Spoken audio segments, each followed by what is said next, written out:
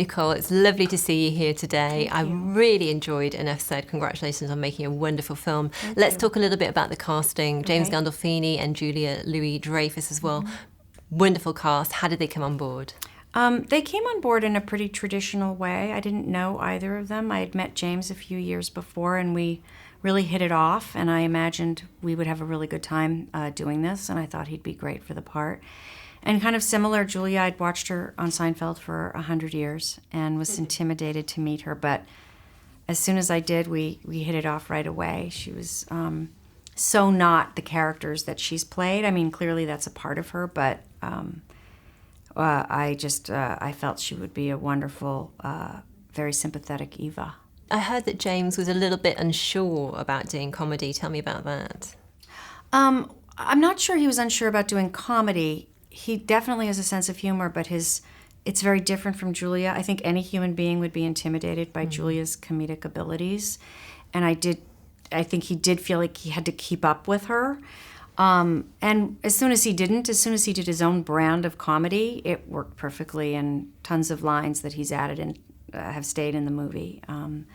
He was unsure about playing, I think, a leading man. The leading romantic interest was very foreign to him.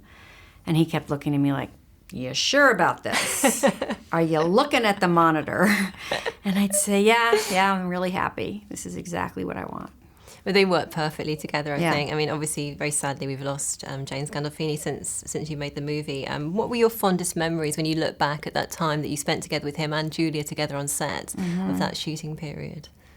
I guess just we had a lot of downtime when we were shooting in what was his house, and I remember sitting on that couch and having a lot of laughs. And he could be kind of clownish and goofy, and so can Julia for sure. Both of them kind of would do anything for a laugh, and I guess the laughs. I don't know if there's any one specific moment, but it's sad.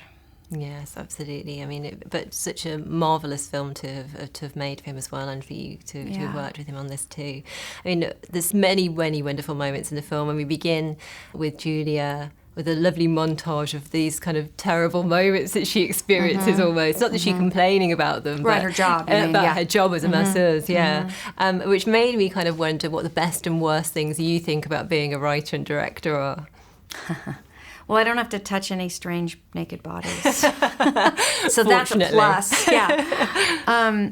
Well, the best about being a writer is probably the same thing that's the worst. It's isolating. I mean, I can write a script in my bed in my pajamas, and my cat is there, my dog is there, my coffee's there, and I'm getting paid for this. That's fantastic. And at the same time, if I feel like I have no talent and I can't think of anything to say and I hate what I've written the day before, I'm alone in my house and then I just fall asleep. Is that the question? I guess that's good that I can fall asleep, right? Yeah. But definitely. Well, you can relax and then come back the next day refreshed, okay, hopefully. well put. Yeah.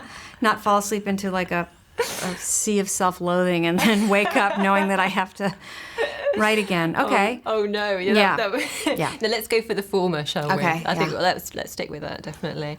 Now, obviously, I said we see these not so great moments for her at the start of the film, and I heard that you had an interesting experience as a director when because you obviously work on TV as well as your own movies. Yeah. When you were directing a TV show called Gilmore Girls, when George Lucas came on set. What happened then? Tell me. Well, his daughter apparently was a fan of the show, and so he came as a guest and was standing at the monitor with his daughter watching a shot that I'd set up, and it was actually not a well set up shot to begin with, which happens occasionally.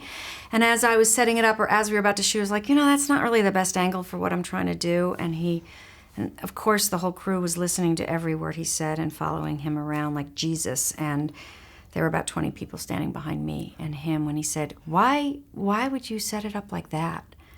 And he probably didn't even mean to be mean. I don't know, maybe he was just trying to chat, but it was mortifying. Oh, I can imagine, definitely. So I killed myself. Well, we're glad you did it, that you were still here and that you made enough sense. That would be terrible. No, my goodness. Thank goodness not. They talk about in the film about what sign they put on themselves, for their bad habits. What sign would you put on yourself? And what do you think are your deal breakers, either at work or in relationships? Well, I don't really have deal breakers. I guess if somebody is psychotic, I would try not to date them. But actually, my sign would say that I'm judgmental and critical, and I'm working on that. And that I blow my nose and then leave the tissue somewhere. That's not pretty.